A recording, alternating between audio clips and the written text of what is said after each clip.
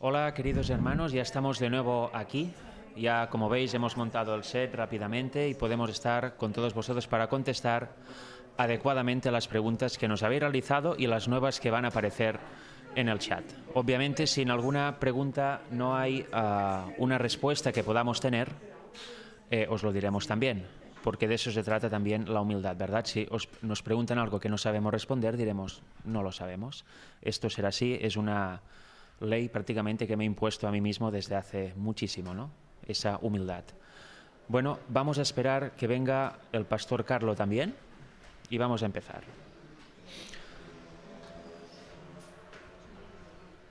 Muy bien. Muy bien, queridos hermanos, pues tenemos varias preguntas ya aquí preparadas de los hermanos que están aquí en persona y luego iremos al chat, que he visto que hay bastantes ya también.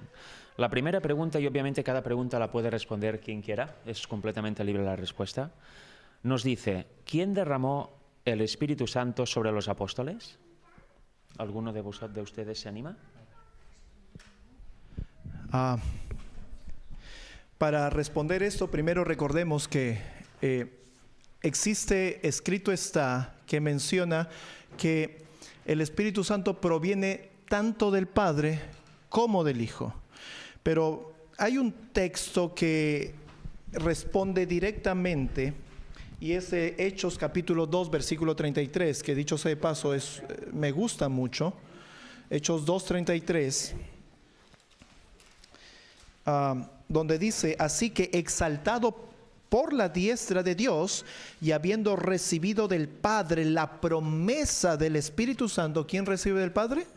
Cristo, el Hijo, recibe del Padre la promesa del Espíritu Santo. Ha derramado esto que ahora vosotros veis y oís. ¿Sí? Y esto es un texto, un versículo directo y en contexto con el asunto del Pentecostés. Así que el Espíritu Santo derramado en el tiempo del Pentecostés, el Espíritu Santo que recibimos hoy, es lo que el Hijo recibe del Padre y nos lo da. Esa misma figura no solo está en Hechos, sino que también la encontramos en Apocalipsis capítulo 1. Apocalipsis capítulo 1, el versículo 1. Porque dice, la revelación de Jesucristo que Dios le dio. ¿Sí? Es Cristo, el Apocalipsis es Cristo dándose a conocer, revelándose, mostrándose, pero ese mostrarse de Cristo, ese revelarse de Cristo, ese darse a conocer de Cristo, lo recibe del Padre, ¿sí? Para manifestar a sus siervos las cosas que deben acontecer pronto. Este dicho está relacionado al espíritu de profecía, porque son cosas, dice, que tienen que acontecer pronto. ¿Qué es eso? Profecía. Y la declaró enviando por su ángel a Juan, su siervo. Así que en estos dos versículos encontramos directamente que el Hijo recibe del Padre, ¿sí? Y nos lo da, el Espíritu Santo. Añadiendo a lo que comenta el hermano y pastor Carlo Cabello, hay un versículo que se encuentra en Gálatas, capítulo 4, versículo 6, que dice, y por cuanto sois hijos, Dios, y está hablando del Padre, envió a vuestros corazones el Espíritu de su Hijo, el cual clama, Abba, Padre. Por lo tanto, Dios da el Espíritu mediante su Hijo.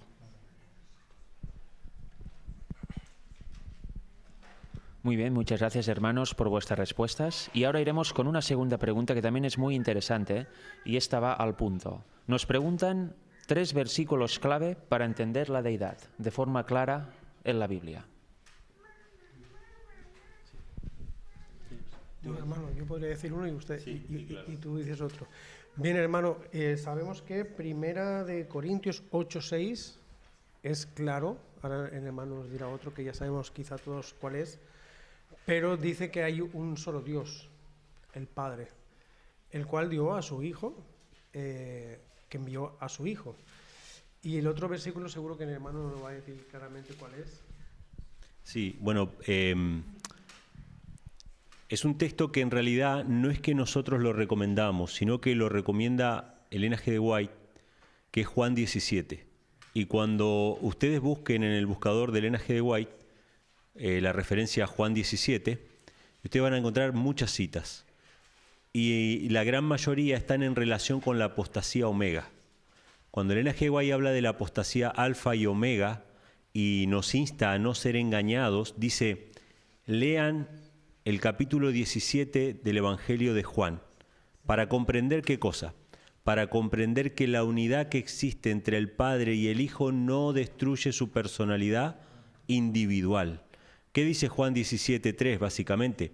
Jesús le ora al Padre mirando al cielo, porque Jesús podría haberse orado a sí mismo. ¿Alguien tenía el Espíritu de Dios más que Cristo? Nadie. Él podría haberse orado a sí mismo, pero él alzó los ojos al cielo y mirando al cielo dijo, Padre, la hora ha llegado, glorifica a tu Hijo para que tu Hijo también te glorifique a ti. Y dice, esta es la vida eterna, que te conozcan a ti, el único Dios verdadero, y a Jesucristo, a quien has enviado. Cuando seguimos leyendo todo el capítulo 17 de Juan, vamos a ver la unidad que hay entre el Padre y el Hijo. Dice, Padre, que ellos sean uno, como tú, Padre, en mí y yo en ellos, que ellos sean uno con nosotros. Cuando la Biblia dice en Juan 10:30, por ejemplo, mi Padre y yo somos uno, que muchas veces se utiliza para decir que los dos forman un solo Dios, porque no hay texto que digan que tres forman un solo Dios, pero Juan 10:30 lo pueden utilizar de esa manera, y queremos entender cómo es la unidad entre el Padre y el Hijo, cómo es que son uno. Juan capítulo 17, que ellos sean uno como tú y yo, Padre, somos uno. Eso significa de que nosotros, como hijos de Dios, podemos ser uno con el Padre y el Hijo, y no por eso formamos a un Dios multipersonal, sino que estaba hablando de una unidad en carácter y en propósito, ¿sí? En espíritu. Entonces, Juan 17 es un texto clave, y no sé si alguien quiere decir algún otro, o puedo mencionar, ¿tienes uno más para decir? ¿Sí? De hecho, creo que lo has mencionado tú en tu predicación, que es que hay muchos, ¿no?, de textos, pero en Apocalipsis 5, creo que esta mañana seguramente lo has mencionado. Apocalipsis 5, versículo 13, dice así, y a todo lo creado que está en el cielo y sobre la tierra y debajo de la tierra y en el mar y a todas las cosas que en ellos hay, oí decir, al que está sentado en el trono, se refiere al Padre, y al Cordero, que se refiere al Hijo, sea la alabanza, la honra, la gloria y el poder por los siglos de los siglos. Muy bien, gracias por todas vuestras respuestas. Y ahora iremos con una tercera pregunta, que no es realmente una pregunta, sino es una invitación, ¿verdad? Me gustaría que hablarais algo sobre el tema de la Semana Cósmica. Es algo que no hemos tratado en esas charlas, pero si alguno de ustedes quiere contestar brevemente o decir algo al referente a eso, pues bienvenido será.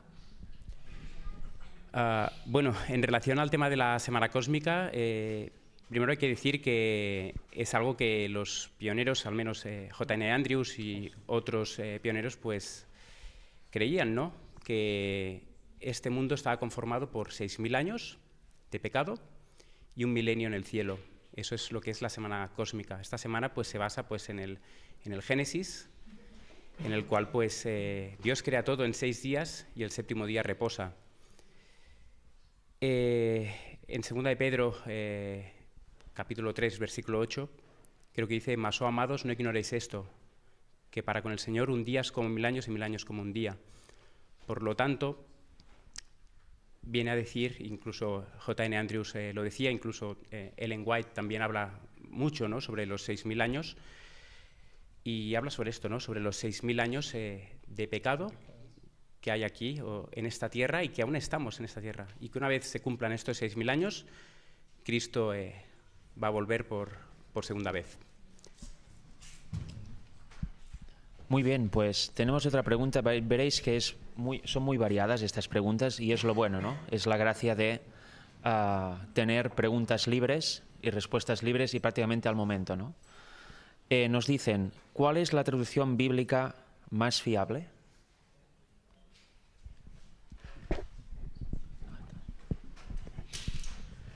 Bueno, esto es un tema de debate en realidad.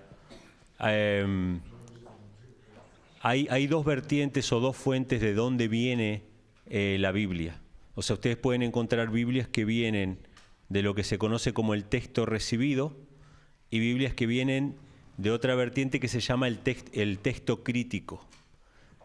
Para no hacer el cuento muy largo, el texto recibido son todas las traducciones de la Biblia en diferentes idiomas, mayoritariamente en griego, que la Iglesia siempre ha tenido. Y cuando me refiero a la Iglesia, no me refiero a la Iglesia católica, me refiero a la Iglesia en general. Hay textos en diferentes idiomas que han sido preservados, ¿sí? Y que son textos muy recientes. ¿Por qué son textos muy recientes?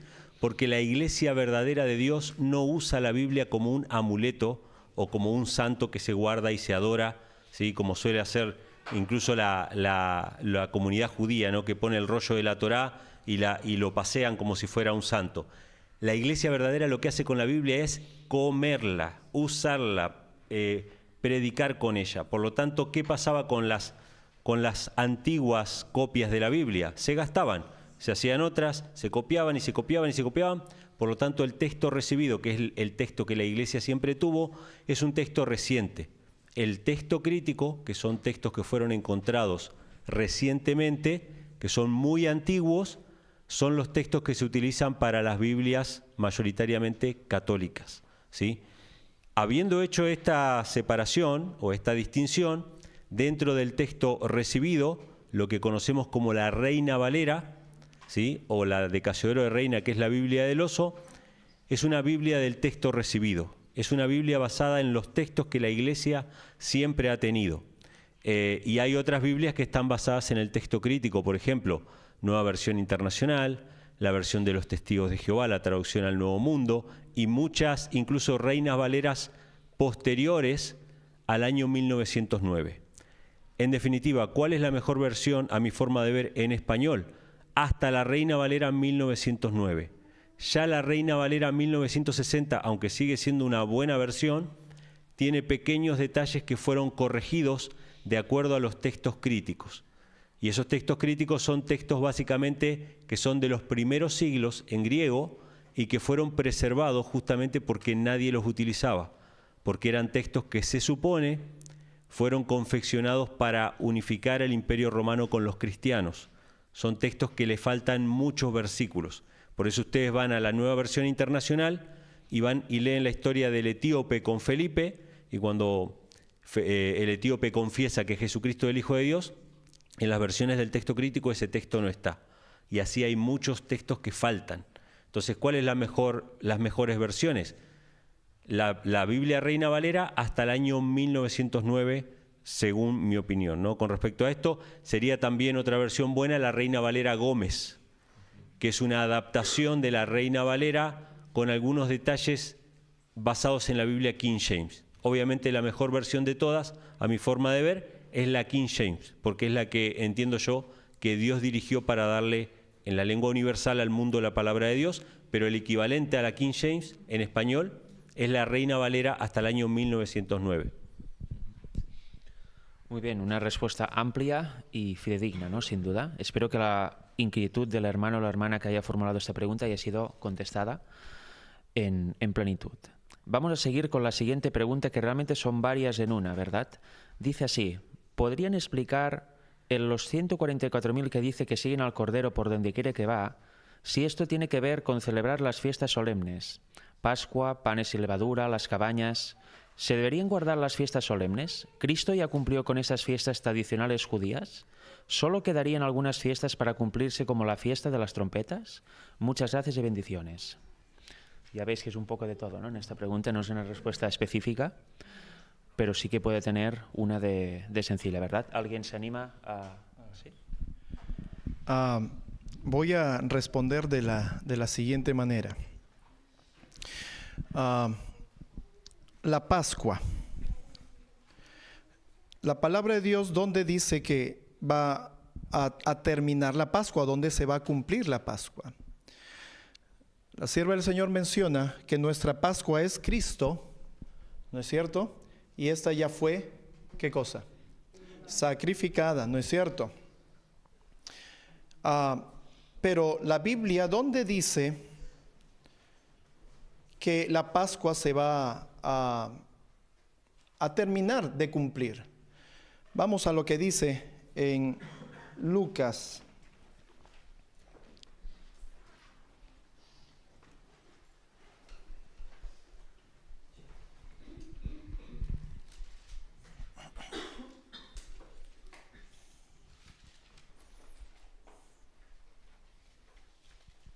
Lucas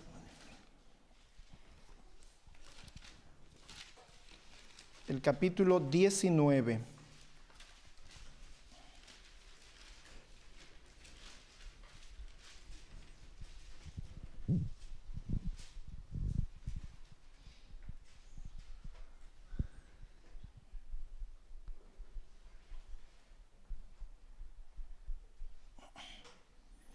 Oh, perdón, no es 19, el 22.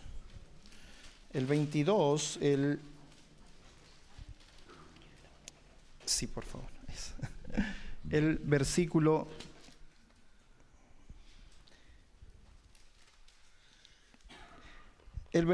15 en adelante. Dice, y les dijo: con cuánto anhelo he deseado comer con vosotros esta Pascua antes que padezca, dice el Señor. Versículo 16, porque os digo que no comeré más de ella hasta que. ¿Qué es lo que se tiene que cumplir? El reino de Dios. Eso dice, porque os digo que no comeré más de ella. ¿De qué ella? La Pascua, muy bien, a buen entendedor, ¿no es cierto? Más de ella hasta que se cumpla en el reino de Dios. ¿Qué es lo que tiene que cumplirse en el reino de Dios? ¿Qué cosa? ¿Ah? Bueno, vayamos a lo que nos indica el texto bíblico. ¿Cuándo va a tener cumplimiento la Pascua? ¿O dónde? Que tiene que ver, por supuesto, con la liberación del pueblo de Dios. El cumplimiento de la Pascua va a ser ¿cuándo? En el reino de los cielos. Esto es interesante. Después, un ejemplo de fiesta, la expiación. La expiación.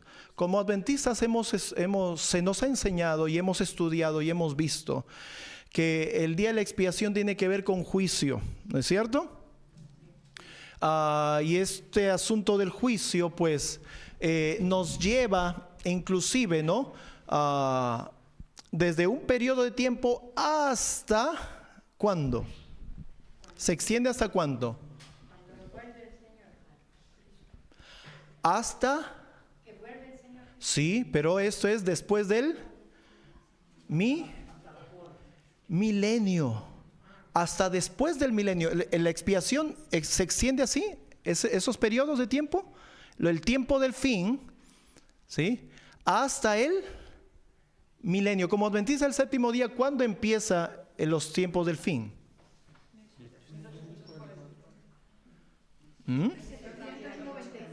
¿Cuánto? Muy bien, 1798. Muy bien, 1798. ¿Y termina cuándo? Después del milenio, hermanos. Esto es el milenio es posterior a la segunda venida de Cristo. La expiación se extiende hasta este tiempo. ¿Estamos de acuerdo o no? ¿Estamos de acuerdo o no? ¿Podemos decir entonces que ya se cumplió la Pascua? La expiación. La Pascua hemos visto, su cumplimiento va a ser ¿dónde? Lo hemos leído, en el reino de los. La expiación, su cumplimiento, ¿cuándo va a ser? ¿Ya se cumplió? ¿Es cosa del pasado? Hay eventos que todavía tienen que cumplirse. Otro evento más, las cabañas, los tabernáculos. ¿Se han cumplido? No. Esto es posterior al milenio. ¿Se entiende? Perdón, esto es en el reino de los cielos, durante el milenio. Durante el milenio. Las cabañas. ¿Podremos decir entonces, ¿se cumplió todo esto? Es un asunto interesante que nosotros debiéramos meditar. Esto es razón de todo un estudio, sin lugar a dudas. Ahora estamos respondiendo solamente y generando la inquietud para que el estudioso pueda revisar estos detalles con respecto a estos, a a estas convocaciones, a estas fechas especiales del Señor. Sí, quisiera agregar una cosita con respecto al cumplimiento. El pastor citó recién un versículo que fue 1 Corintios 5:7, que dice: limpiaos pues de la vieja levadura, para que seáis nueva masa, como sois sin levadura, porque Cristo, nuestra Pascua, ya fue sacrificada por nosotros. Si yo leo eso y lo dejo ahí, sin contexto, bueno, ya no hay más Pascua porque Cristo es nuestra Pascua, ya fue sacrificado. Versículo siguiente, versículo 8. Así que celebremos la fiesta, no con la vieja levadura, ni con la levadura de malicia y de maldad, sino con panes sin levadura de sinceridad y de verdad. El mismo que dice que Cristo es nuestra Pascua, que ya fue sacrificada, un versículo después dice: celebremos la fiesta. Toda esta carta de Pablo, que es a los Corintios, había pasado un incidente ahí de incesto en la comunidad de los Corintios, y ellos estaban por celebrar la fiesta de los panes sin levadura, manteniendo el pecado dentro de la iglesia. Y el apóstol Pablo dice que él juzgó esas cosas y que había que quitarlo a ese adúltero de la congregación para que puedan celebrar la fiesta sin la levadura de maldicia y maldad. Entonces, es contradictorio, pareciera, ¿hay que celebrarla o no? Voy a hacer una pregunta sencilla que pienso que nos va a ayudar a reflexionar. ¿Hay un pasaje en la Biblia que nos diga lo que Cristo vino a abolir? Sí. Daniel capítulo 9 dice que cuando se le quite la vida al Mesías, haría cesar ¿qué cosa? Sacrificios y ofrendas. ¿Qué son los sacrificios y las ofrendas? El tipo del sacrificio de Cristo. ¿Qué más dice? ¿Dice el sábado? ¿Que cesaría el sábado? ¿Dice que cesarían las fiestas? ¿Dice que cesaría alguna otra cosa? No, dice solamente el sacrificio y la ofrenda. Entonces, acá nosotros tenemos que Pablo dice: Cristo es nuestra Pascua, ya fue sacrificado. ¿Tenían que sacrificar algo ellos? No, pero sí, sin embargo, celebraban la fiesta. ¿Cómo podemos entender esto de una manera bien sencilla? Les voy a hacer una pregunta.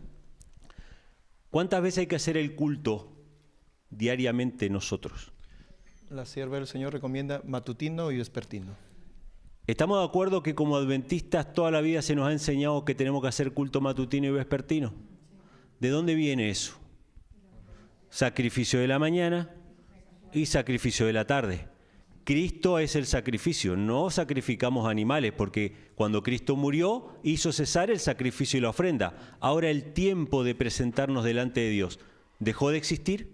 No, porque de mañana y de tarde nos seguimos presentando delante del Señor, y ninguno de nosotros diría que Jesús cuando murió ya no es necesario presentarnos de mañana y de tarde. Ninguno de nosotros diría eso, ¿sí? Entonces, es una cuestión para estudiar, es una cuestión para meditar, pero evidentemente no tenemos texto en la Biblia que diga que las fiestas están abolidas, pero sí que los sacrificios y las ofrendas están abolidos, y eso lo dice de manera clara. Sí, para añadir quizás, si ustedes buscan, hay escritos de la sierva del Señor que ella relaciona la ley ceremonial. Se nos ha creado una idea de que la ley ceremonial es la ley mosaica, ¿no? Todo lo que no son 10 mandamientos, todo eso es la ley ceremonial. Bueno, hay escrito de la sierva del Señor que reduce el asunto de la ley ceremonial a asunto de sacrificio y sacerdocio. Y dice la sierva del Señor que esta es la ley que Cristo vino a clavar en la cruz. Sacrificio y sacerdocio. Yo les hago una pregunta, queridos hermanos. ¿Hay sacrificio vigente? Alabado sea el Señor. Hay sacrificio vigente. El Cordero de Dios que fue inmolado. Si el sacrificio de Cristo no estuviera vigente, tú y yo no tendríamos esperanza. ¿Hay derramamiento de sangre vigente? Si hay derramamiento de sangre. Amén, alabado sea el Señor. Porque si no hubiera derramamiento de sangre vigente, tú no podrías ser lavado con la sangre de Cristo y limpiado de tus pecados. Hoy no habría poder en la sangre de Cristo. ¿Se entiende? En ese sentido, lo simbólico pasó a lo real. ¿Quién era lo real? Cristo. Esto con el asunto del sacrificio, del animalito. ¿No? El símbolo, el animalito cumpliéndose con el verdadero Cordero de Dios que quita el pecado del mundo. ¿Y qué con el sacerdocio? ¿Sí? Pues tenemos un sumo sacerdote, dice el apóstol Pablo en Hebreos, ¿no? Entró una vez y para siempre, no con sangre ajena, sino con su propia sangre. ¿Sí? No con sangre de animales, sino con su propia sangre. El sacerdocio terrenal dejó, el sacerdocio terrenal, el simbólico, cumplió su función hasta que vino, ¿qué cosa? El cumplimiento verdadero. Todo eso anunciaba y señalaba a Cristo. Cristo entonces cumplió y clavó, como dice la sierva del Señor, esta ley. ¿Cuál ley? La ceremonial. ¿Cuál es? Sacrificio, sacerdocio. Sumado a lo que leíste de Daniel. Muy bien, pues ahora iremos con dos preguntas más que tengo aquí, luego ya entraré al chat, porque creo que se han acumulado preguntas y tendré que subir para arriba y analizarlas un poco. Ahora vamos a hacer dos preguntas totalmente distintas a lo que hemos visto hasta ahora. Una dice, ¿debemos salir de una congregación si habiéndoles predicado la verdad repetidas veces, ésta decide permanecer en el error? ¿Obedecemos al mandato de estar unidos en espíritu y en verdad, en un mismo sentir y en un mismo pensar, gracia y paz? Bueno, me gustaría hacer un pequeño hincapié aquí. Cuando se pregunta si toda la congregación ha rechazado la verdad, ¿es realmente todas las personas, absolutamente todas las personas que hay en aquella iglesia concreta han rechazado la verdad o no? Eso queda en la duda, ¿no? Como no sé quién ha hecho la pregunta, no sé si se refiere a eso. Pero yo voy a dar una opinión personal, voy a deciros lo que yo haría. En la Biblia, bueno, primero de todo, sabemos que la iglesia adventista es la iglesia de la Odisea, ¿verdad? La última iglesia. En la Biblia, después de la Odisea, ¿encontramos más iglesias? No encontramos ni una más. ¿Encontramos en la Biblia un mandato que nos diga, salid de la Odisea, pueblo mío? No. Encontramos, salid de Babilonia, pueblo mío, y también salid de Egipto, como hemos visto en la mañana. Pero nos ordena salir de la Odisea? No. Con lo cual, os digo lo que yo haría, cada uno puede analizarlo, ¿no? Si Dios os sigue permitiendo ir a aquella iglesia, si los dirigentes, la iglesia, la junta de iglesia no os ha echado, no os dice, fuera, no volvéis más, os expulsamos directamente, os borramos de los libros de la iglesia, ¿no? Como se dice habitualmente, entonces obviamente no debéis volver más, porque un cristiano no debe forzar a ir a un lugar que no le quieren. No debe decir, no, yo vengo aquí porque amo la iglesia, porque siempre he venido aquí. Si os echan, os vais, obviamente, sea por la razón que sea. Pero si no os han echado aún, y encima os permiten espacios, como hay hermanos no trinitarios repartidos por el mundo que tienen espacios en la iglesia, tienen cargos, aún y muchas veces sabiendo que creen esa verdad que ellos consideran errónea, pues hay que aprovechar esos espacios, por supuesto. Sería muy necio, permitidme la palabra, querer salir porque como no aceptan lo que yo digo, me voy. No.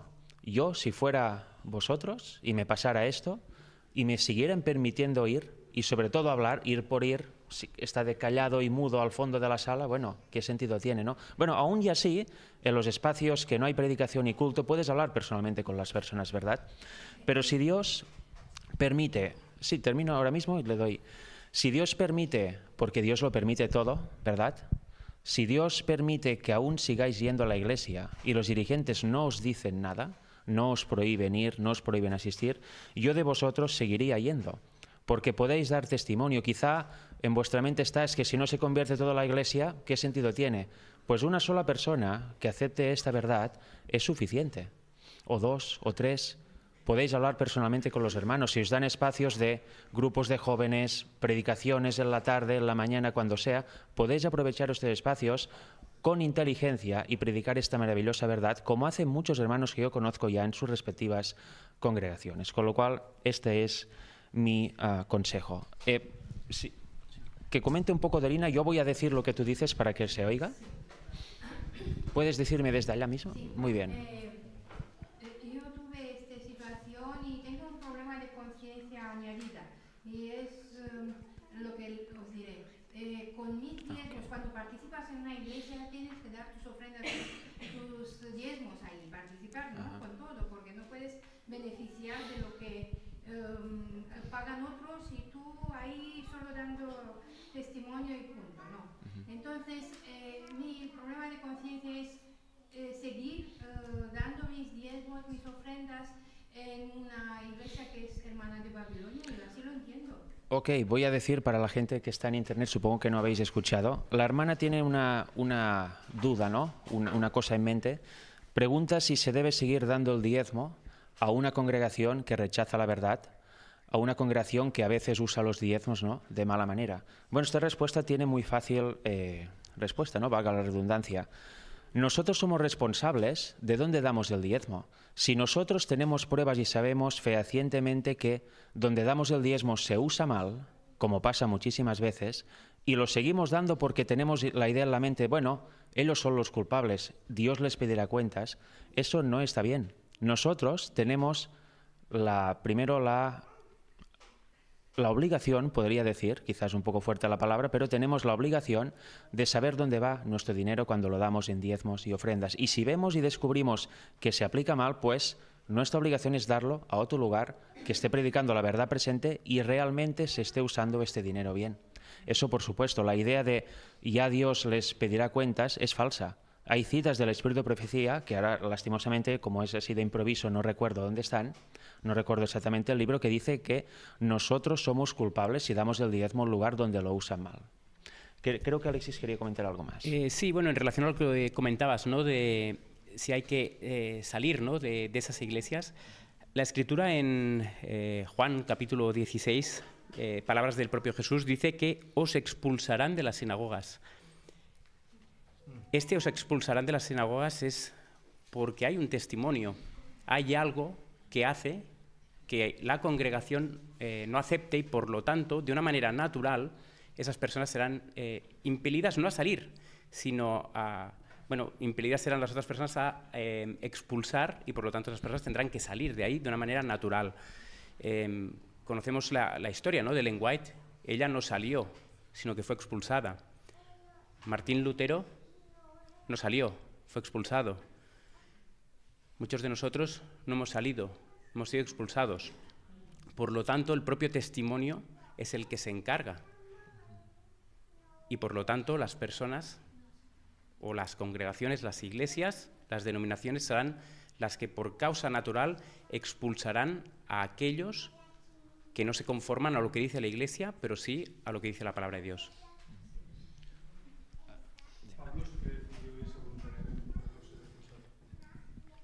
¿Cómo? Yo quería añadir, hermanos, también, yo estoy un poquito de acuerdo con la hermana lo que dice, porque claro, enfocamos un poquito lo que es la iglesia como el templo, pero realmente ¿quién es la iglesia? Realmente todos hemos tenido, creo que los que estamos aquí, que conocemos la verdad del Padre y el Hijo, nos hemos tenido que plantear, ¿verdad?, si debemos seguir yendo a la iglesia, si no. Yo estaba buscando una cita, lo que pasa que no la encuentro, hermanos, la tenía en mi página de Facebook, donde dice la hermana White que nosotros no nos salva ninguna religión, ni ningún, de hecho me parece que dice que ningún templo, sino que nos salva Cristo. Y si leemos, hablando de la Odisea, ¿verdad?, Apocalipsis 3, versículo 20 nos dice, creo que el hermano predicó ayer de esto, el hermano Emmanuel, dice: he aquí yo estoy a la puerta y llamo, si alguno oye mi voz y abre la puerta, entraré a él y cenaré con él y él conmigo. Él está picando la puerta de su iglesia y realmente él está fuera. Él quiere hacer morada en nosotros. Entonces, ¿quién es la iglesia realmente? Es algo que yo, quizás es un poquito radical el mensaje, ¿no?, pero yo lo he visto así con el paso del tiempo. Realmente nosotros somos la iglesia, porque el momento que cierren el templo, ¿dónde queda la iglesia? Donde 2 o 3 estén reunidos en mi nombre, ahí estaré Amén. yo. Sí, quisiera agregar algo a lo que están mencionando, que en realidad yo no veo una contradicción. Creo que la raíz de la pregunta era si debíamos salir. Y la raíz de la respuesta que ellos dieron es que no hay un mandato de salir.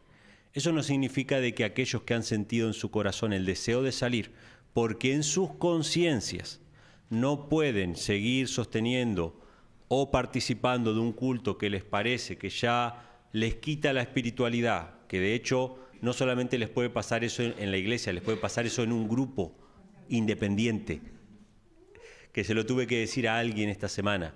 Hermana, si usted no encuentra paz en ese lugar, y eran todos antitrinitarios. Entonces, eso no tiene nada que ver de que cuando uno siente ya, porque no puede sostener la situación, de salir.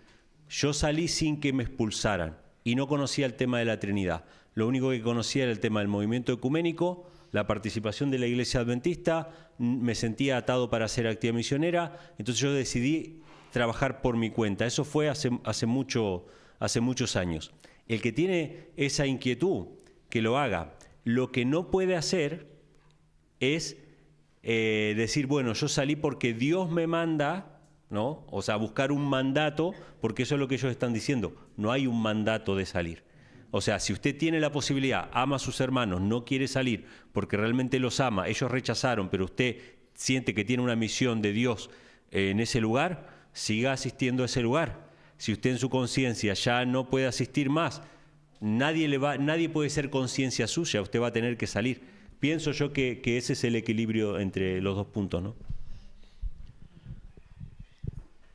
Sí, efectivamente. Bueno, muchas gracias por todas vuestras respuestas. Se podría añadir más, pero vamos a pasar a la siguiente pregunta. Es la última que tengo aquí y luego iremos al chat, que veo que Carlos ya tiene abierto. Es una pregunta que, bueno, voy a responder yo y seguramente quizá Alexis y Carlos podrían aportar, ¿no? Porque hace referencia directamente aquí, a este país. ¿Qué tendríamos que hacer en España a partir de ahora, ya que estamos tan distantes unos de otros, para que haya más unión?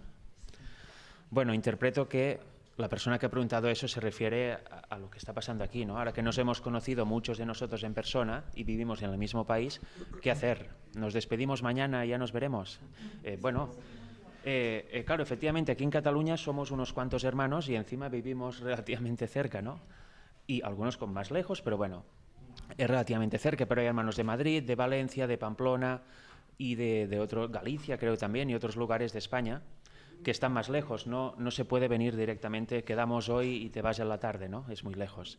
Pero, bueno, lo que yo tengo en mente es que podríamos celebrar quizá una reunión anual al menos, para empezar. Si pudiera coincidir con el tiempo de la fiesta de los tabernáculos, aún mejor, porque Elena White dice que sería bueno que se celebrara una fiesta de los tabernáculos para fomentar esta unión y fomentar esta hermandad entre todos, y esto es septiembre-octubre. Este año creo que no ha coincidido, ¿no? Pero bueno, estamos cerca. O sea que mi propuesta sería esa, quizá intentar reunirnos una vez al año y, por supuesto, en el resto del año, pues no perder el contacto, porque yo sé que cada uno tenemos una vida, ¿no? Tenemos trabajar, tenemos familia, tenemos una vida, pero aunque sea online, por WhatsApp, por Telegram, en el grupo que creamos con Alexis, ¿no? Ah, perfecto. Pues bueno, durante el año podemos estar en contacto online y fomentar, estrechar este lazo. Y ahora me recuerda, Alexis, que algo que es muy cierto, ¿no? Y se me había olvidado de comentar. Tenemos un grupo en WhatsApp que se llama La Verdadera Deidad Oficial España. Solo tiene un requisito y una norma, prácticamente, que la persona que quiera entrar ha de vivir en España. ¿Por qué? Porque de esta manera podemos vernos en persona. Si entra gente de Colombia, de Uruguay, de China, de cualquier otro lugar, será muy difícil vernos, ¿no? Y este grupo tiene la intención de fomentar la unidad entre los hermanos que vivimos aquí. Con lo cual sería bueno que si conocéis más personas que creen esta verdad del Padre y el Hijo, que yo no conozca, que Alexis no conozca, que Carlos no conozca, pues les podáis enviar el link del grupo y que se puedan añadir si así lo consideran oportuno. Es un grupo muy tranquilo.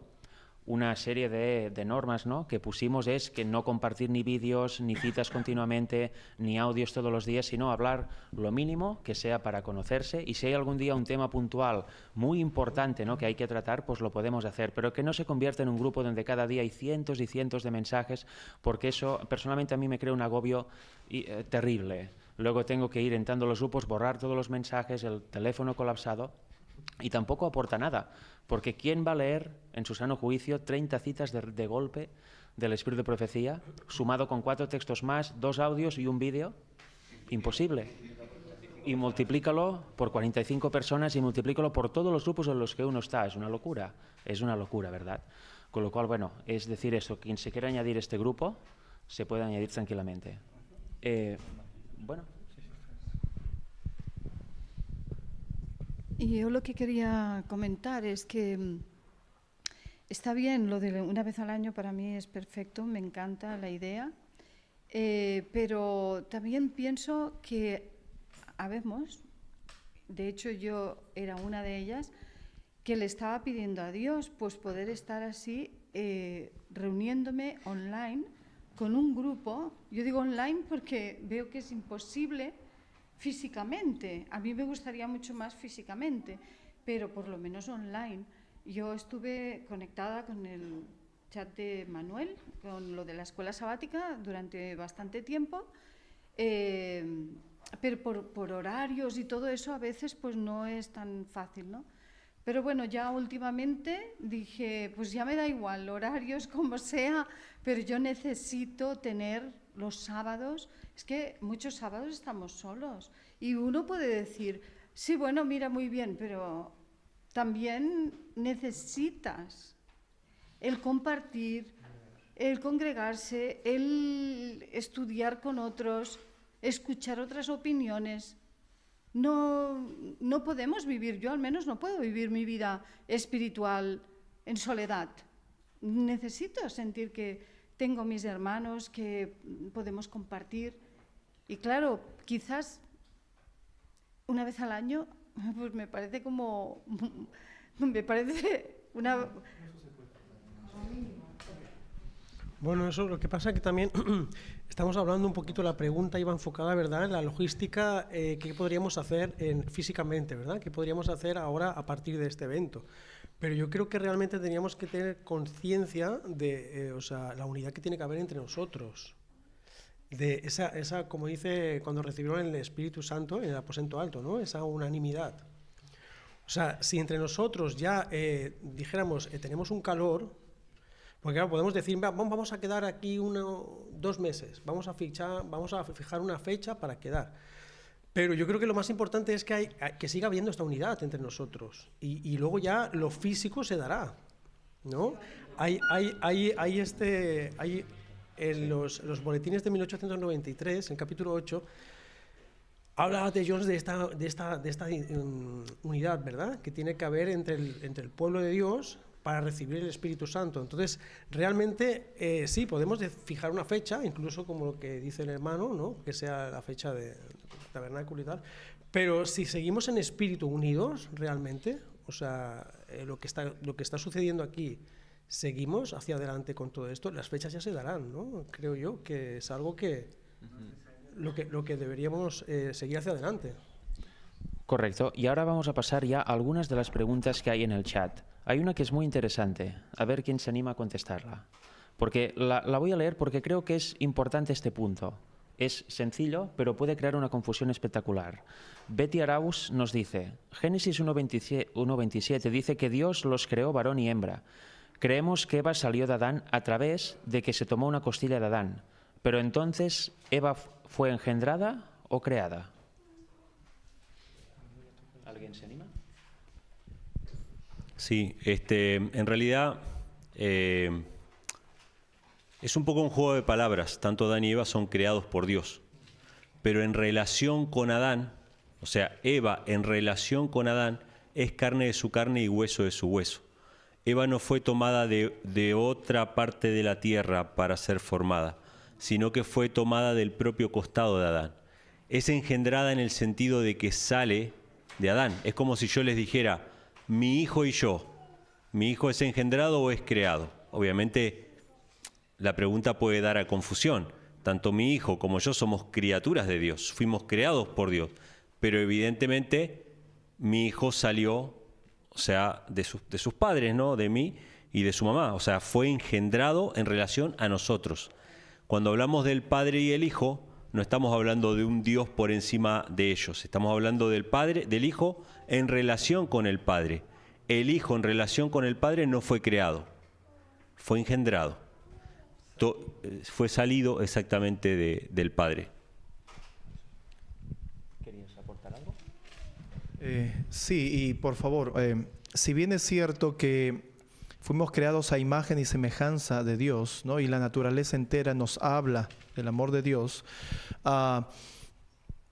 No vayamos ni caigamos en el juego de pretender interpretar desde el asunto, ¿no?, del engendramiento, cómo surge en el ser creado, ¿no? Como somos ustedes y nosotros, ¿no? Todos nosotros aquí, con el caso, ¿no?, de Cristo como engendrado del Padre. Y justamente esta es la palabra, ¿no? Cristo salió del Padre, ¿sí? Él salió del Padre. Y Emanuel mencionó, ¿no?, este asunto, ¿no?, que Dios pudo haber hecho otro muñeco de barro, ¿no?, de otra porción, pero no fue así. ¿Por qué? Porque quería dejarnos la enseñanza de cómo es que es el Padre y el Hijo, cómo ellos conviven. Y la sierva del Señor dice que el Padre le dijo al Hijo, hagamos. El Padre le dijo al Hijo, hagamos al hombre a nuestra imagen conforme a nuestra semejanza. Entonces, en ese detalle nosotros podríamos ver, ¿qué cosa? Al Padre creando a través de su Hijo, engendrado por Él, salido de Él. Hay cosas que la inspiración pues no nos muestran más detalladamente, pero lo que tenemos en las Escrituras y en lo creado debe ser suficiente luz para nosotros con respecto a este asunto. Así que sería, en todo caso, no ir más allá, porque eso es terreno peligroso. Si me permite, con respecto a esto, me parece que no sé la cita ahora completa de Primera de Corintios 11, donde me parece que dice que Eva fue creada por causa de los ángeles, o algo así, no me recuerdo el texto muy bien. Me parece que hay un comentario de la hermana Weiss donde dice que la creación de Eva fue una enseñanza didáctica para que los ángeles comprendieran cómo Jesús había salido de su Padre.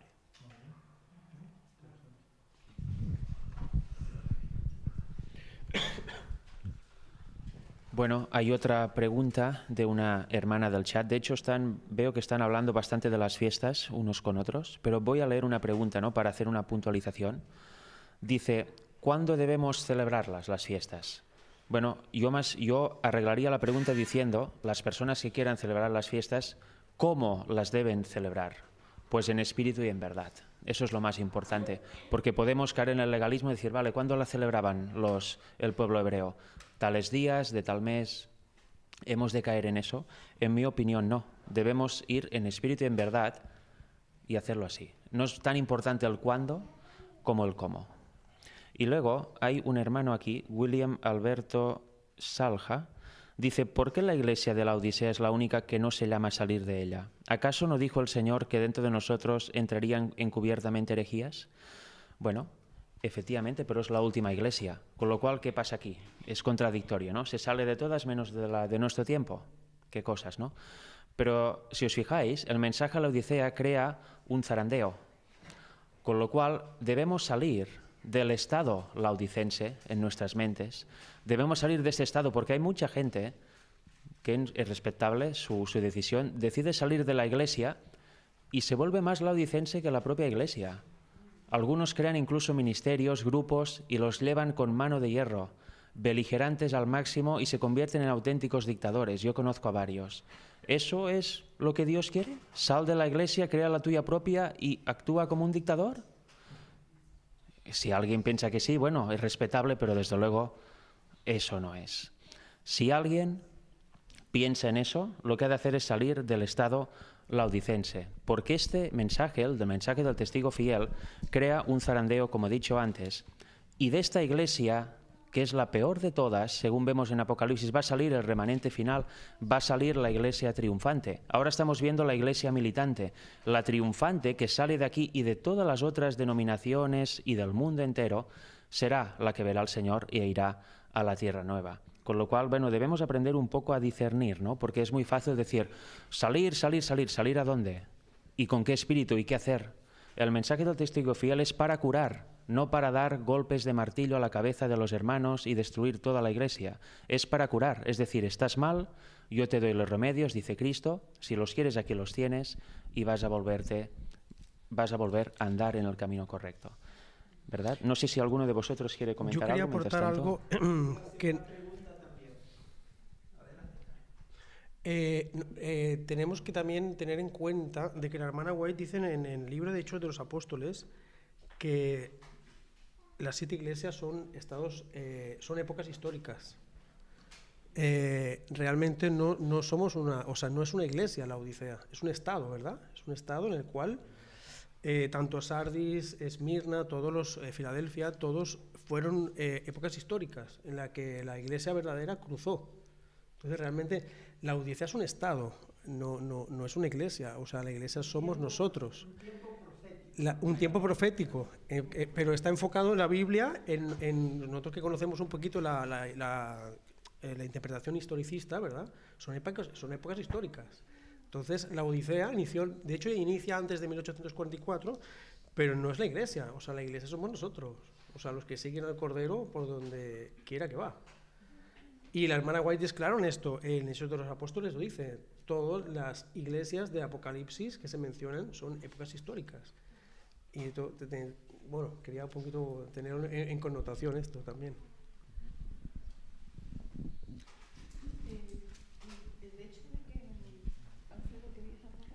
No, ya la contestó Carlos.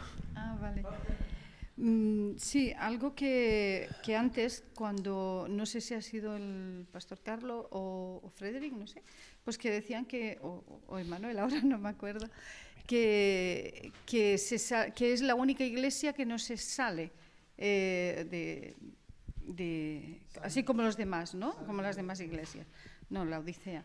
Entonces, esto también se ha utilizado mucho, para decir que bueno, es la última iglesia y por lo tanto el que sale de allí está perdido. Y esto es como un adoctrinamiento que se ha hecho y que además yo al menos lo he vivido durante un tiempo, sábado tras sábado, pues de escuchar de que todos los que no están allí son disidentes, son esto, son lo otro, y ha sido como un adoctrinamiento que se ha hecho en la iglesia. Porque se ha visto como iglesia, la Odisea se ha visto como iglesia, y entiendo que eso es un error, es un tiempo profético. Y un estado, ¿no? Un estado.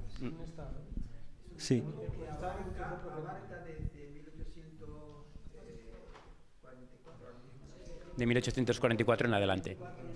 Hasta la venida de Jesús. Es un tiempo profético donde se pueden dar varias manifestaciones de las congregaciones. Sí, simplemente hacer la aclaración que no, por lo menos entiendo que no se está planteando aquí la idea de que no hay que salir porque el que sale se pierde. Sabemos que la iglesia o algunos líderes utilizan esta idea del arca y el que sale del arca se pierde. Y no importa qué tan mundanalizado estés, mientras estés adentro vas a ser salvo.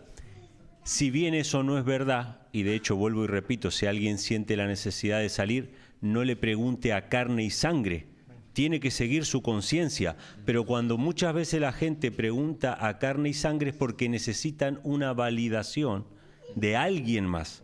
Por eso es importante que si alguien necesita salir, que salga. Ahora, nosotros no podemos usar esa misma palanca de manipulación que usan algunos líderes adventistas y decir, todo aquel que no salga se va a perder. ¿Se entiende lo que digo? Porque así como ellos usaron eso para decir el que salga se va a perder, muchas veces los ministerios usan el punto, y yo he visto hermanos saludarse en un encuentro como este, de todos no trinitarios. El hermano lo saluda, oh hermano, sí, usted no se congrega, no, yo me congrego en la iglesia. ¿Cómo todavía no salió? ¿Cómo puede ser que todavía esté en Babilonia, etcétera?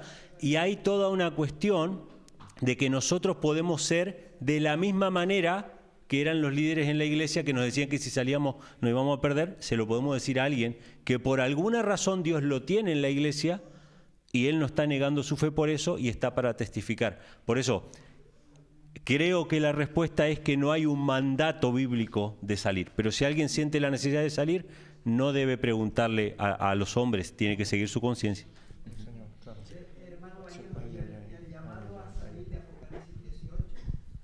Exacto, ¿sí? De Babilonia. Sí, estamos de acuerdo con eso. A salir de Babilonia. Por eso Frederick hizo una separación entre lo que es Babilonia y lo que es la Odisea. Yo entiendo que no es exactamente lo mismo. Ahora, vuelvo y repito, cuando una persona siente la necesidad, yo sentí la necesidad de salir. Y yo salí. Y me asumía las consecuencias. Pero yo sería una persona demasiado soberbia si yo le dijera a otra persona que tiene que salir. Cuando alguien me pregunta a mí si tiene que salir, yo le tiro la pelota de vuelta a esa persona. ¿Usted qué cree? ¿Por qué? Porque si esa persona sale y sea lo que sea que pase, va a decir, fulano me dijo que saliera. Lo mismo pasa con los diezmos, lo mismo pasa con salir de las ciudades, y la gente consulta muchas cosas. Entonces, evidentemente, cuando alguien tiene la necesidad de salir, o no, o tiene dudas, busca una validación. Hay que orar, hermanos, y ver para qué estamos, y cumplir nuestra misión donde estemos. Tarde o temprano, todos van a salir, eso sí, sin duda, porque no va a quedar organización oficial. Tarde o temprano, todo eso no va a funcionar. Y ustedes verán el termómetro en el momento en que la cuestión sea intolerable. O si hay un cambio, si hay una reconsagración, etcétera, que son cosas que pueden llegar a pasar. A veces, muy buenas acotaciones, hermano Manuel. A veces es verdad, ¿no? Nosotros queremos acelerar las cosas, ¿no? Y me ha venido a la mente algo que leí hace tiempo, bueno, que pensé hace tiempo, para terminar con la respuesta a esta pregunta. Luego queda una más y ya habremos terminado. Babilonia es un estado, realmente. ¿El pueblo de Dios es Babilonia? ¿Lo ha sido en alguna vez en la historia bíblica? ¿Encontráis que el pueblo de Israel, Babilonia, Babilonia? No. Pero sí ha estado contaminado por Babilonia. Ha estado ebrio y borracho. Es muy diferente estar ebrio y borracho, confundido por Babilonia, que ser Babilonia. Y eso es una diferencia que me gustaría acotar. Que esos hermanos que estén en contra, ¿no?, de los ministerios independientes les voy a caer bien ahora. Obviamente, cuando uno está en el estado babilónico, está contaminado, mejor dicho, por Babilonia, tiene un gran problema. Actúa como Babilonia, pero no es Babilonia. Si uno bebe alcohol, se emborracha, pero esta persona es alcohol en sí, ¿no? Cuando se va el alcohol de la sangre ya no es un borracho, ¿verdad? Ya no está contaminado por el alcohol. Con lo cual, con la Iglesia pasa exactamente lo mismo. Babilonia no tiene remedio. Dios la condena de buen inicio, es que no hay remedio para ti, tu estado es eres confusión, eres pecado, no hay nada que hacer contigo, eres así por naturaleza. Pero alguien que está contaminado por Babilonia no es así por naturaleza, simplemente tiene un problema temporal. El pueblo de Dios siempre ha estado lleno de pecado, contaminado por Babilonia, confundido, pero nunca ha sido llamado Babilonia. Siempre se le ha llamado a curarse de esta enfermedad, a dejar las doctrinas erróneas, dejar la confusión, dejar de beber de este vino. Pero eso, como digo, no lo convierte en Babilonia. Y el llamado es, deja de beber este vino, deja de beber. Por eso no hay un mandato a salir de la Odisea. En cambio de Babilonia, que se dice, sal de Babilonia. No hay nada que hacer. Si estás dentro, eres sal completamente, ¿entendéis? Pero sí que hay el peligro, ¿no? Que Ellen White lo dice, ¿no? Que la propia Iglesia Adventista podía llegar a ser hija, hermana, no hija, hermana. No Babilonia, sino hermana. Una hermana. ¿Ya? ¿Algún comentario más? ¿No? Bien, pues vamos a hacer una última pregunta que me ha parecido interesante y voy a responder algo yo también, obviamente vosotros si queréis también. Es una pregunta que es relativamente típica, ¿no? O desde hace un tiempo es típica. ¿Cuándo inicia el juicio de los vivos? Bueno, eso es interesante, ¿no? Porque yo precisamente... Es terreno pantanoso, pero a mí me gusta estar en terreno pantanoso a veces. O sea que vamos a contestar brevemente. ¿Cuándo inicia? ¿Será que hay una fecha? Como siempre, hay muchas gentes que les gusta buscar fechas para todo y hacer un diagrama profético incluso mejor que lo haría el propio Dios, ¿verdad? ¿Cuándo inicia el juicio? Bueno, hace años un hermano, Jeff Pippinger, empezó a decir una fecha, ¿no? Que empezó en 2001, si no me equivoco. Sí, era 2001.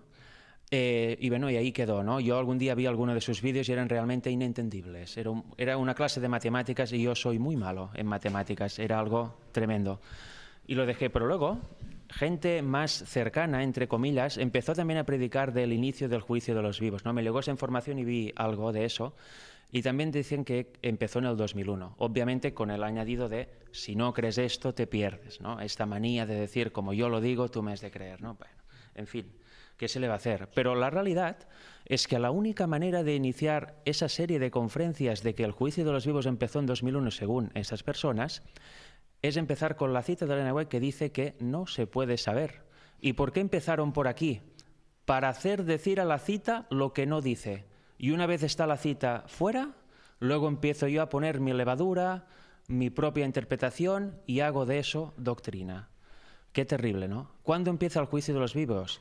No se sabe, esa es la realidad. Y aparte no nos ha de importar lo más mínimo. ¿De qué servirá?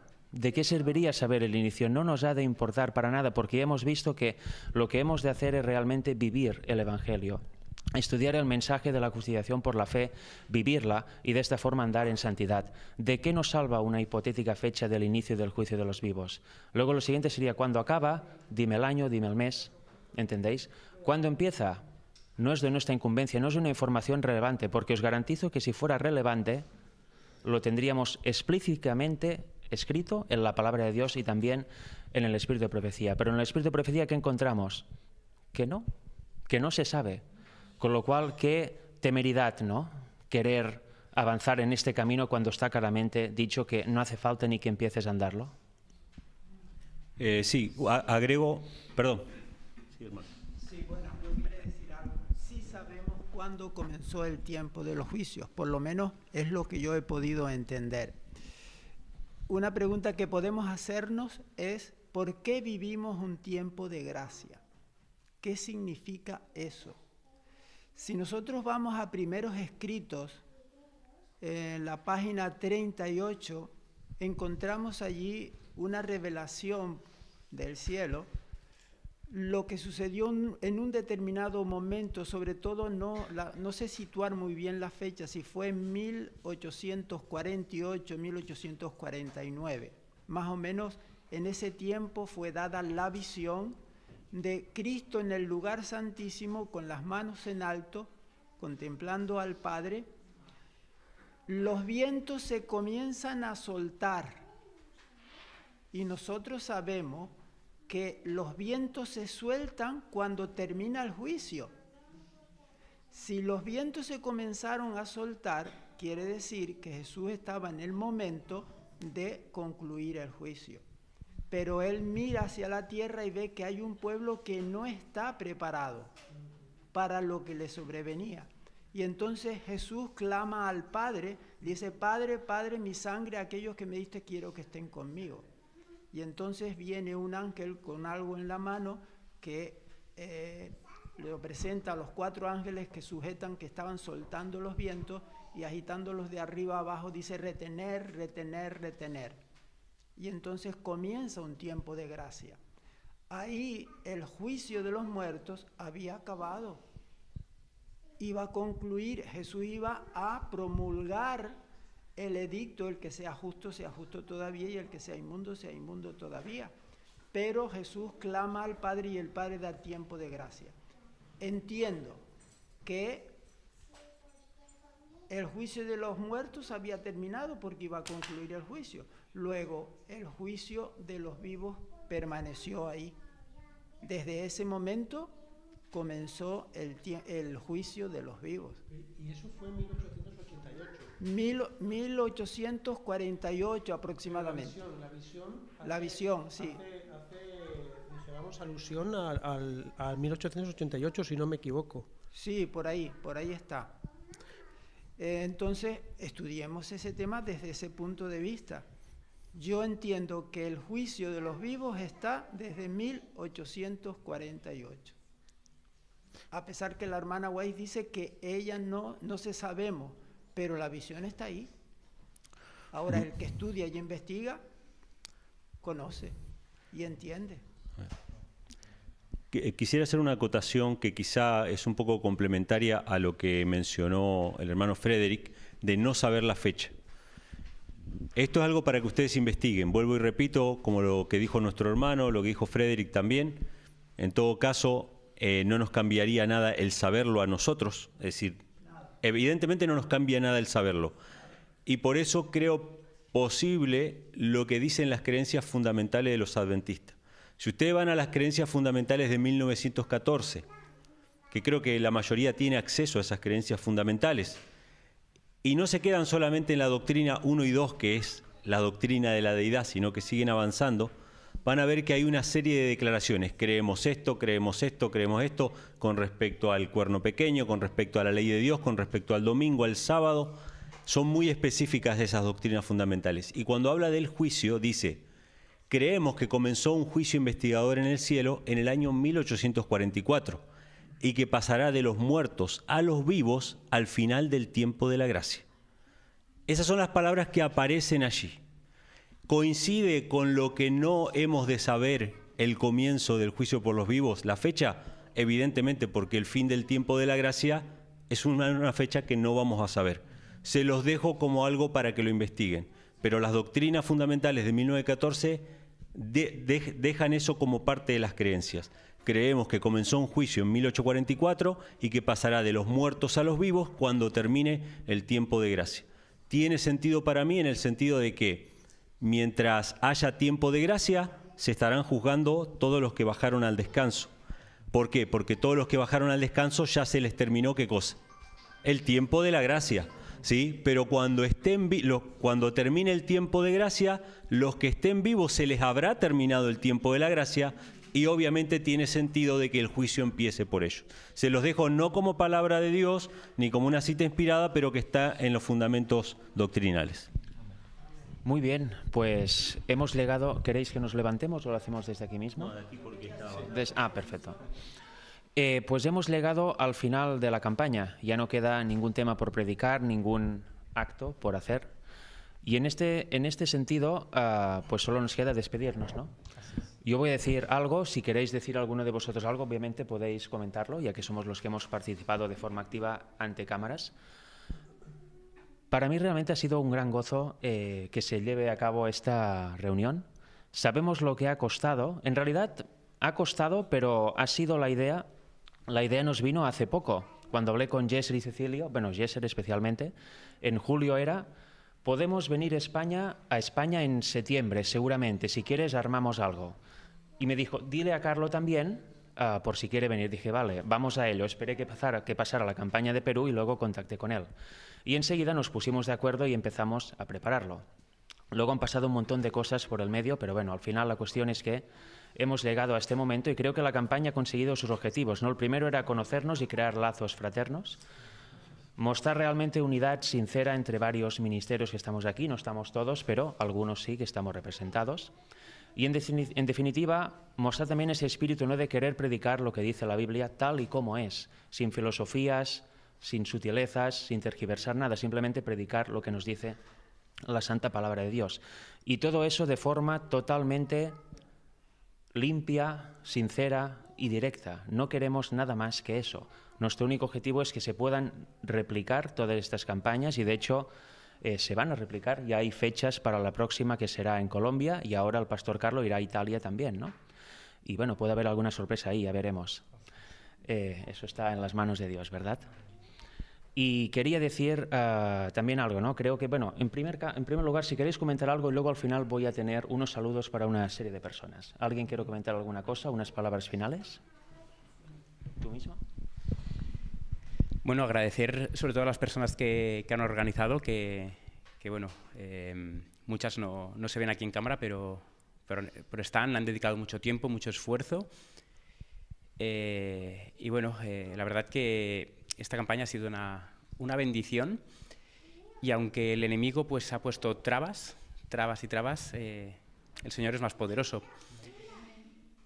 Y Él se ha encargado, ¿no?, de que esto se haya podido dar y que Dios mediante vamos a tener más. No sé si tendremos que esperar un año, Ojalá que no, pero bueno, Dios mediante va a haber más y hablaremos también todo el tema de poder hacer reuniones virtuales si Dios lo permite. Así que nada, muchas gracias a todos los que habéis venido de tan lejos, también gracias al hermano Emanuel, al hermano Carro Cabello, que han venido de tan lejos, han dejado sus familias, sus esposas, sus hijos, y Lois también, sí, perdón. Y bueno, y todos aquellos que habéis venido pues de otros lugares de España, incluso de Europa, decías de Holanda. Entonces, nada, agradecidos y que muy pronto, pues Dios mediante, nos volveremos a ver.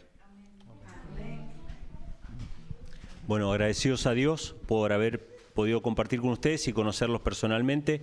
Así que esperamos en Dios que no sea la última vez, seguramente no ha de ser la última vez. Y nada, yo simplemente agradecido por haber sido parte de este evento. Amén. Estoy también de acuerdo con que se han logrado los objetivos. Así que estoy feliz y agradecido con el Señor por esto. De que ahora inclusive no hayan también personas a quienes el Señor les ha dado ministerio y también el Señor pues les ha permitido que puedan tener ministerio para servir al pueblo aquí, ¿no? En España. Ahora pues va a poder haber más bautismos, ¿no es cierto? ¿No? Y estoy muy seguro que la obra va a acelerarse un poco más aquí, en esta parte del mundo, Europa. Bueno, agradecido con el Señor, como siempre, bueno, con Emanuel conversábamos bastante, con Frederick también, con otros hermanos. Dar el paso de fe es importante. Dar el paso de fe. Nunca nos ha movido los bolsillos llenos. Creo que esta frase la conocen ya. Nuestros hermanos, nunca nos mueven los bolsillos llenos, nos mueve que sabemos que el Señor pone en nuestros corazones tanto el querer como el hacer por su buena voluntad. Y dar el paso de fe, y creo que esta es otra campaña en la cual se ha visto evidenciado el poder del Señor, porque a cada paso el Señor va proveyendo. A cada paso el Señor provee. Tenemos un Dios vivo y Él está al control de cada cosa. Así que alabado sea su nombre. Y esperamos pues que cuando regresemos a nuestros hogares, no regresemos como cuando salimos de nuestros hogares, ¿sí? No regresen a casa como cuando salieron de casa. Tienen que regresar ahora con una misión, ¿sí? De dar a conocer al mundo quién es Dios, allí donde el Señor te ha puesto y en tu alrededor.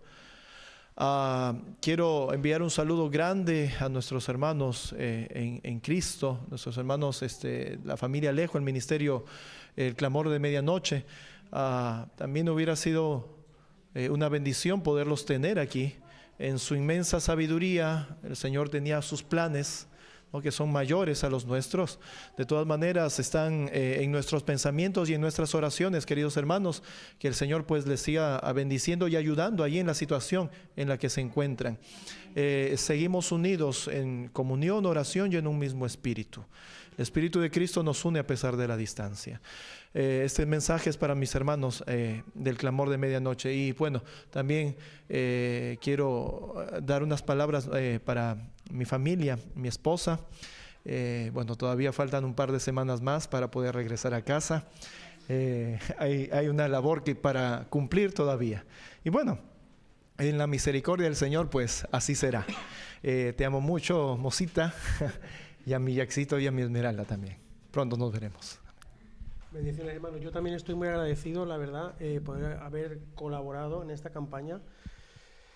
Realmente me llena de orgullo haber podido estar aquí y realmente, como dice la campaña, que queremos conocer a un Dios. Yo creo que yo me llevo eso, más que el mensaje que queremos que la gente conozca a ese Dios. Yo realmente me voy de aquí conociéndolo más todavía y estoy muy orgulloso, muy contento. el hermano dice que posiblemente sea esta la primera puerta hacia unas campañas que se puedan desenvolupar más en Europa. A mí eso me llena de orgullo, estábamos hablando antes de eso, y realmente solo con eso, que se haga otra campaña más, simplemente, y que sea el inicio de algo, yo encantado de haber participado en esto. Lo que dice mi hermano Carlos es verdad, el Señor puso esto en mi corazón, ¿no? Para mencionar. Yo creo que España y todo lo que ha ocurrido acá, primero, no es casualidad. Y bueno, el Señor tiene un plan especial considero, para España. Que sea pues ese centro, ese lugar para poder llegar a otros lugares aquí en Europa.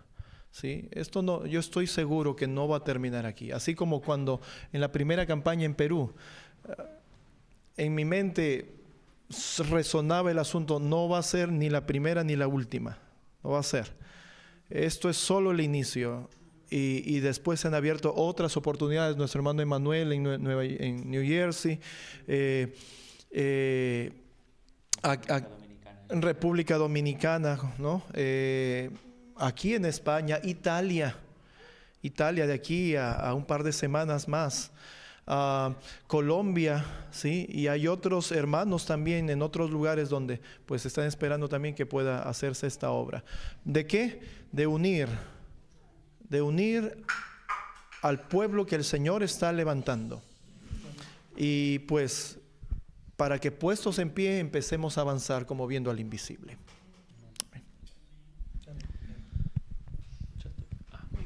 A mí me gustaría hacer extensivo, ¿no?, el saludo. Quería saludar también a los hermanos, bueno, a la familia Alejo Pérez, pero también quería saludar a hermanos que en la fe que Dios les ha dado ministerio, ¿no?, como el hermano Daniel Primera, ¿verdad?, que lo conoces bien. El hermano José Sánchez, que Dios mediante vamos a conocer en Colombia cuando vayamos en diciembre.